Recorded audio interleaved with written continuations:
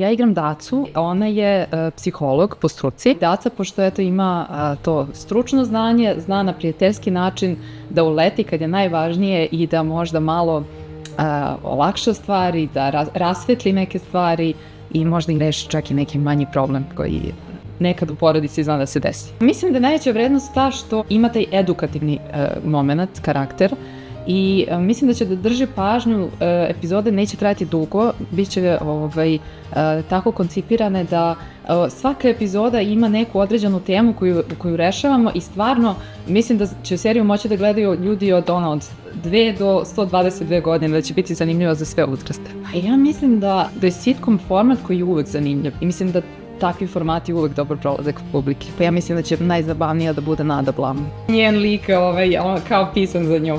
Prosto mi kad smo na setu, kad radimo sa njom, ona je toliko spontana, vešta u svom poslu i smešna u pozitivnom smislu, tako da mislim da će taj lik publiku da oduševi.